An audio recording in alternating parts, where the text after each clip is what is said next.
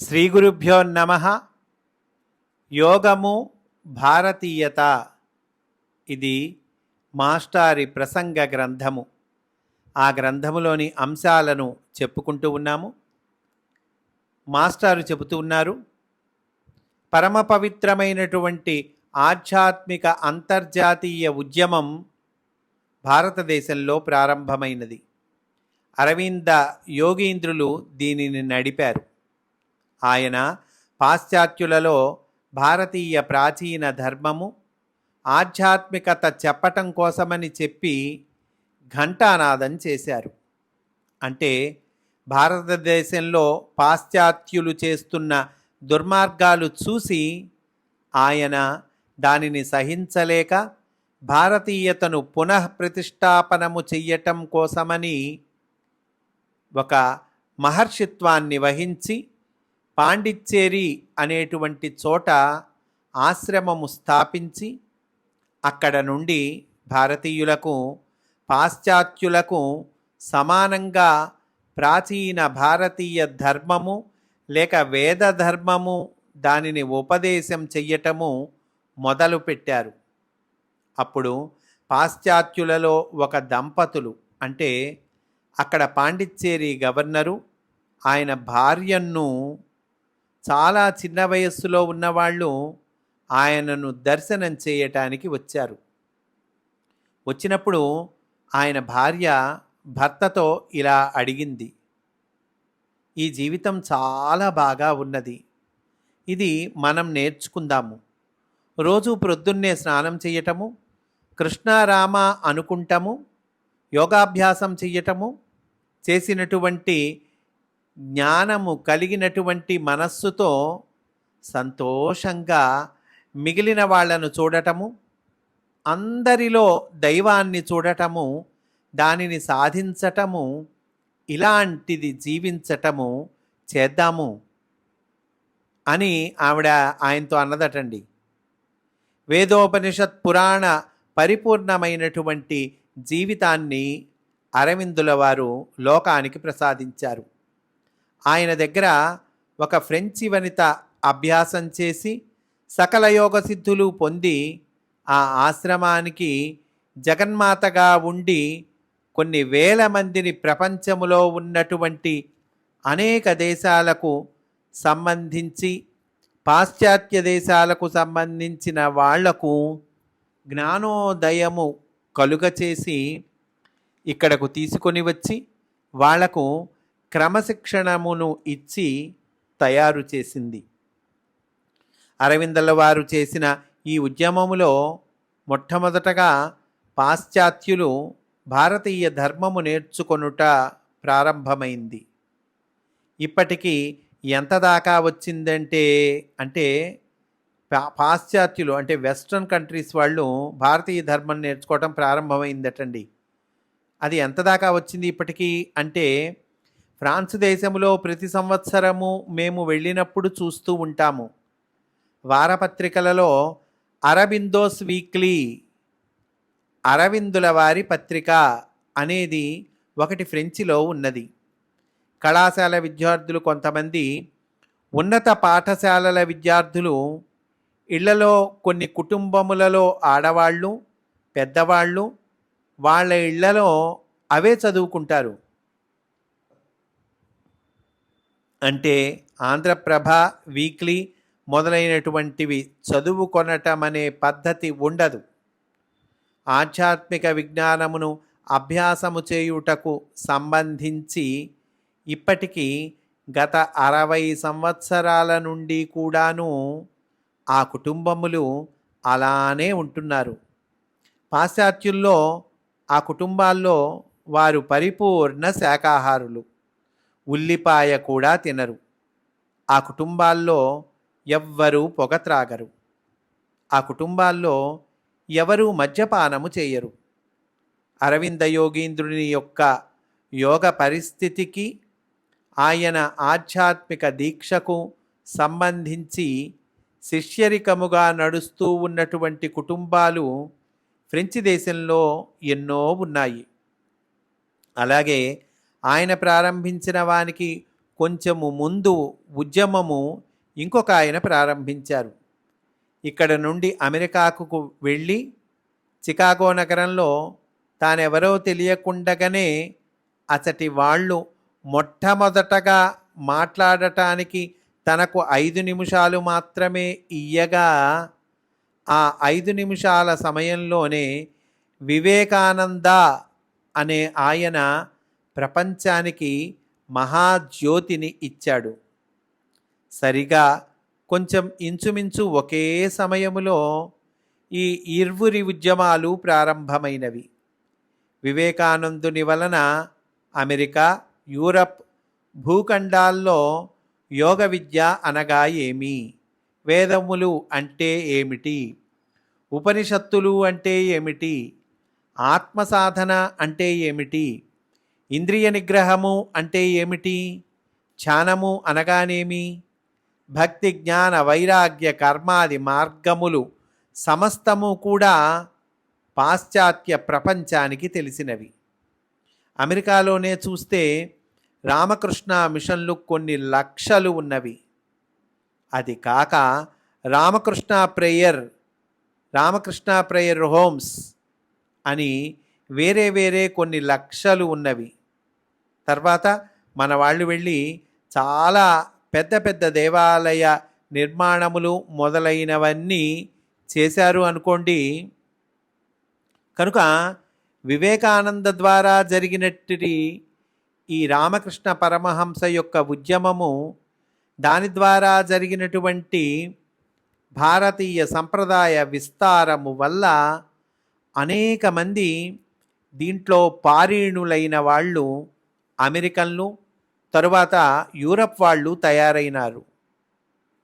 మూడవది, అలాగే అదే సమయంలో బ్లావెట్స్కీ అనే రష్యన్ వనిత ఒక ఆమె ప్రపంచ పర్యటనము చేసి హిమాలయ గుహల దగ్గరకు వచ్చి హిమాలయములో ఉన్న పరమగురువుల సాన్నిధ్యంలో వాళ్ళ చరణ సేవ చేసుకుంటూ భారతీయములైన విద్యలు, యోగ విద్యతో సహా అభ్యాసము చేసి సిద్ధులను పొంది అంతర్జాతీయ ఆధ్యాత్మికత కోసము దివ్యజ్ఞాన సంస్థను స్థాపించినది. అనగా థియోసఫికల్ మూమెంట్ అనేది స్థాపించినది. దానికి అంతర్జాతీయ కేంద్రమును మద్రాసు అడయారులో నెలకొల్పింది. ఆ మార్గము వాళ్ళ ద్వారా తెల్లవాళ్ళకి, పాశ్చాత్య దేశాల వాళ్ళకి చక్కని విజ్ఞానము, క్రమశిక్షణ ఏర్పాటయింది.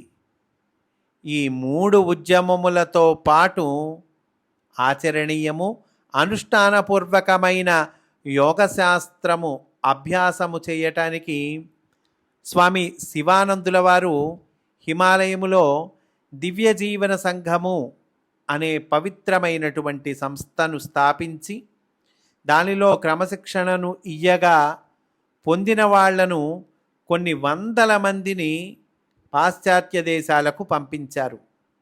ఆ వెళ్ళిన వాళ్ళు మళ్ళీ తిరిగి రాలేదు. అక్కడనే సేవ చేసుకుంటూ, అక్కడనే తాదాత్మ్యము చెంది అక్కడనే ఉండిపోయినారు. వాళ్ళు కారణంగా ఈ రోజున యూరప్లోని అనేక దేశాలలోనూ, అమెరికాలోనూ ఇంటర్నల్ యోగా ఇన్స్టిట్యూట్ అనే పెద్ద యోగ సాధన పరిపూర్ణాలయము ఒకటి ఏర్పాటైంది. దాంట్లో క్రమశిక్షణ ఇస్తారు.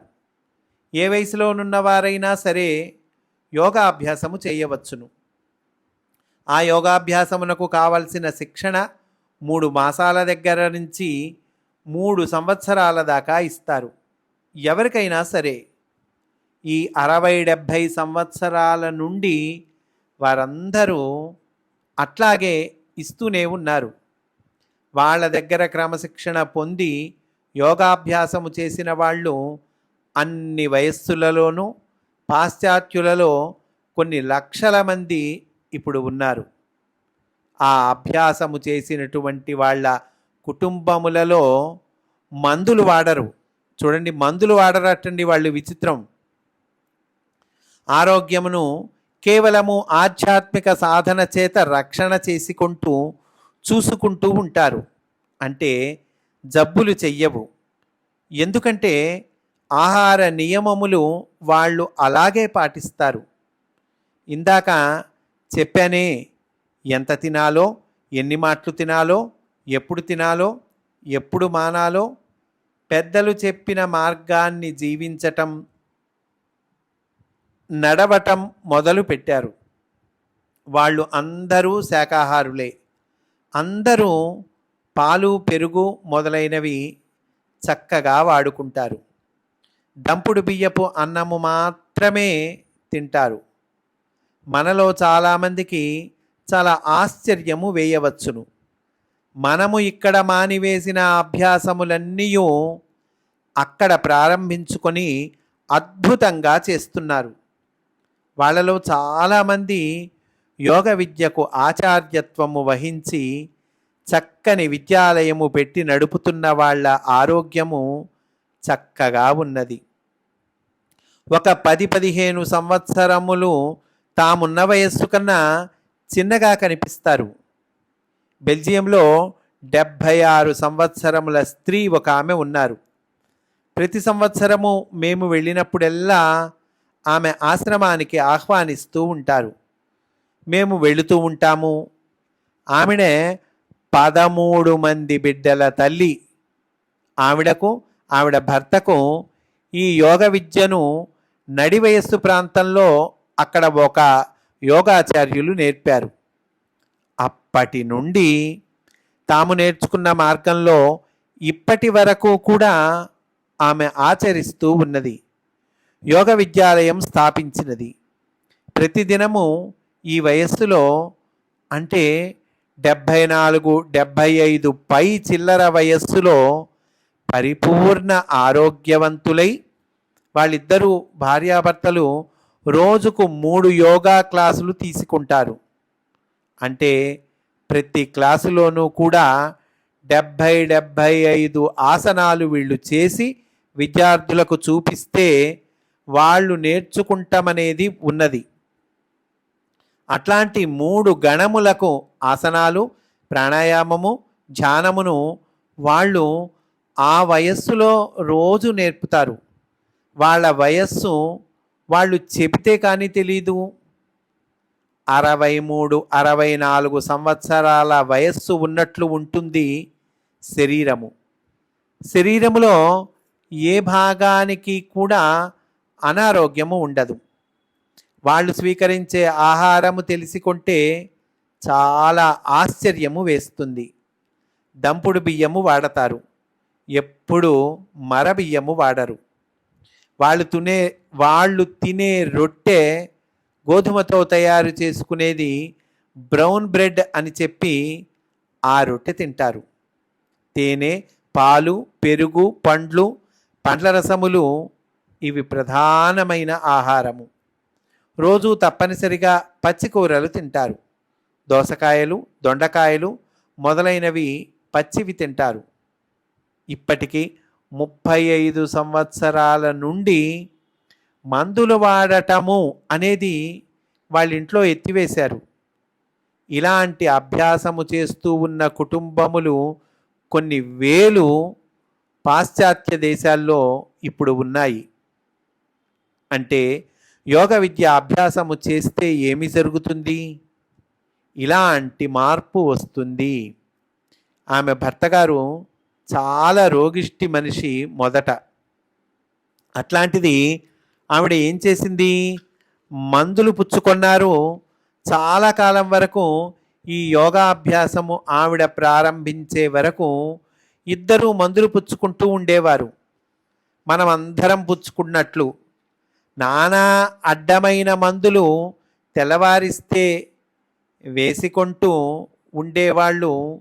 సరే, యోగ విద్య ప్రారంభమైన తర్వాత ఈ మందులు మానివేశారు. ఆయనకు ఆవిడ మెల్లగా ఈ యోగాభ్యాసమే నేర్పి దానితో రోగమునయం చేసింది. నడి వయస్సులో ఎప్పుడు చచ్చిపోతాడో అన్నట్లుగా ఉండేవాడు. అంత రోగిష్టిగా ఉండేవాడు. ఇప్పుడు ముసలివాడు చాలా గుండులాగా ఉన్నాడు. మనిషి రోజు ప్రొద్దున నడుస్తారు, 1 మైలున్నర నడుస్తారు అంటూ ఈ రకంగా మాస్టారు మనకి ముఖ్యమైన విషయాలను తెలియచేస్తూ ఉన్నారండి. ఈరోజు ఇక్కడితో పూర్తి చేసుకుందాము. రేపు కూడా ఇదే అంశములోని విశేషాలను చెప్పుకుందాము అని సవినయంగా మనవి చేసుకుంటూ స్వస్తి. వాసుదేవా.